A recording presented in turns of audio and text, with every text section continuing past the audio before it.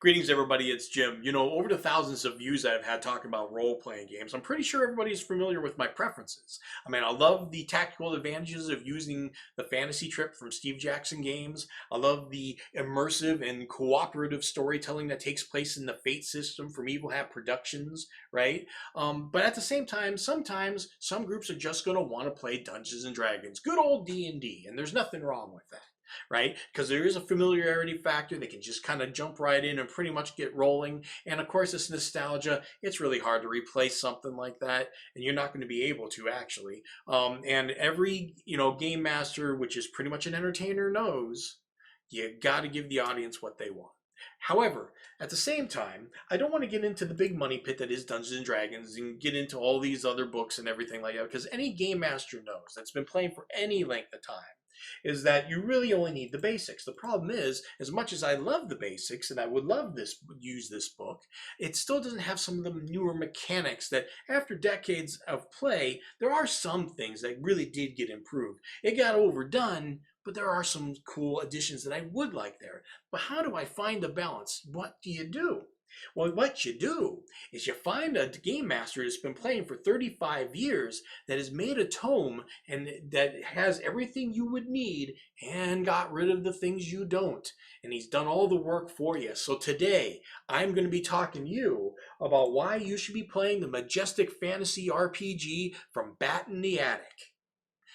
Now, they say you can't judge a book by its cover, but I'm about to show you an exception, and that is this book. Now, the first thing is, it is a nice digest form book, a little bit smaller than your average hardcover role-playing book, which I like a lot better because you can read it anywhere. And the idea of portability, just anywhere, go, play role-playing, just at lunchtime or whatever, it just is a nice idea. Now, as far as the cover goes, this is, of course, drawn by none other than famed fantasy artist Richard Luschek. He's the official artist for the Harn World setting. There are people from all over the world are familiar with Richard's stuff, and of course he graces the cover here. And on the interior there is a number of artists, but Rick Hershey is very notable to me because he is of the Fantasy Trip fame, does a lot of artwork for them. And of course, one thing on the cover that really says the quality of the book is the name Robert S. Conley. Now, Robert Conley is not exactly a household name, but anybody who knows anything about role-playing, Dungeons and Dragons, fantasy gaming has probably heard of him. Some way, shape, or form or another. The guy's got his own blog. He's just got that kind of street cred kind of thing. He may not be a household name, like I said, but the man knows his stuff. There's only two people that I know that have been in my life that are exactly that dedicated to fantasy, and they're both named Rob. But Rob Conley is definitely one of them. There is no doubt in my mind. Now, this is one of the reasons why I'm glad you're watching this video, because like I said, you would definitely pick this up in a game store, but you're not exactly going to raise your feet up and grab a cup of coffee and read the whole thing, right? You're going to go through it, and the first thing you'll notice, that as you can see right here, it's laid out very nicely. Rob did it himself, and the font's a nice size, and it feels like a very good read. But at the same time, when you're leafing through it, you're not going to notice anything different right away unless you get lucky, because it's going to have all the familiar charts and sections that Dungeons & Dragons has. So you're kind of going to glaze over anything at first, right? So let's get into why some of the things are different in the Majestic Fantasy RPG. Heroes, not superheroes, is a term that Rob uses, and it really shows both in his game mechanics and his commentary on gameplay. One of the things that he's done that really shows, just with a little tweak, shows where he's going with this is the prerequisites for gaining bonus experience, okay?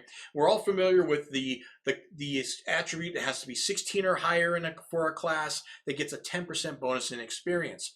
Well, Rob scales it all the way down to 13. You only need a 13 in a certain attribute for a class to get a 5% experience. Now, it is half the amount of experience, but at the same time, more people can get it. Sometimes I think it's easy to take for granted what a level 16, 17, and 18 in an attribute mean, right?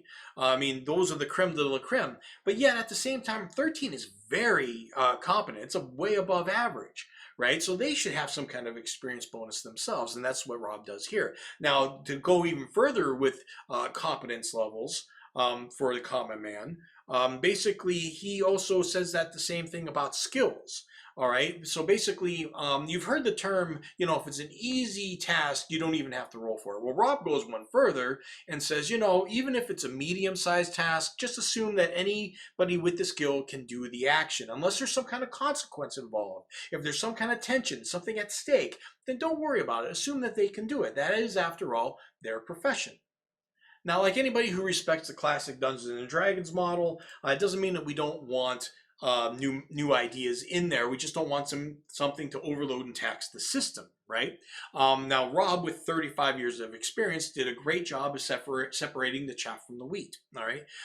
No surprise, advantages and disadvantages are in. Instead of the old mulling over whether somebody gets a +2 advantage or a -4 penalty, you just say you're at an advantage.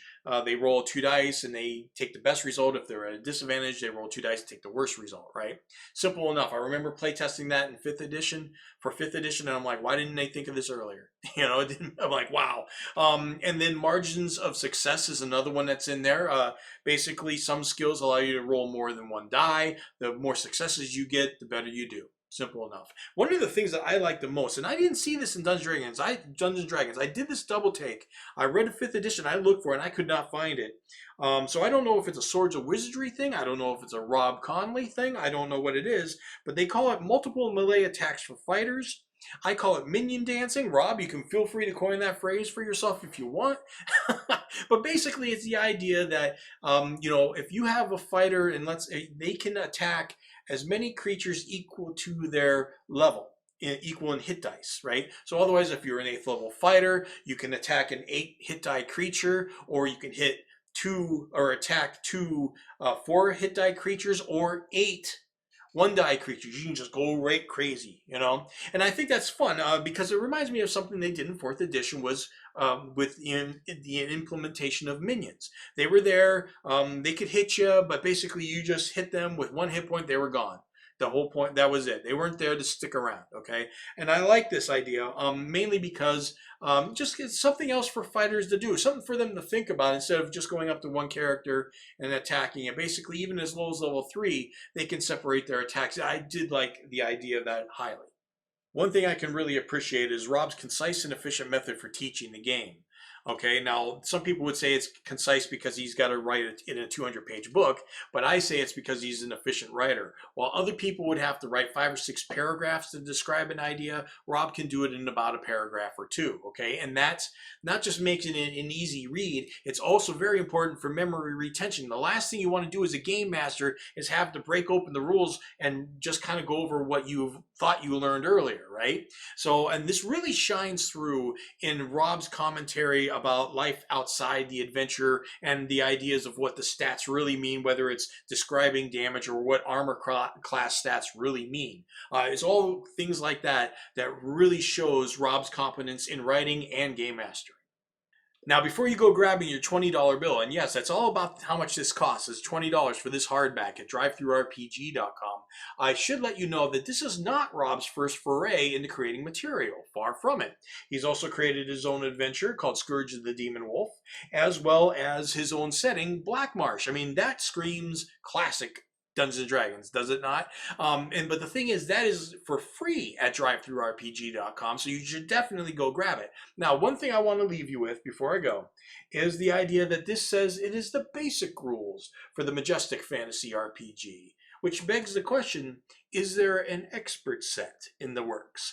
I'll be doing an interview with Rob Conley here in the upcoming weeks, and we'll get an answer off of him for that. But for now, this book is going right here. It is going into my book right next to the Fate core system. It is now canonized within my realm of gaming.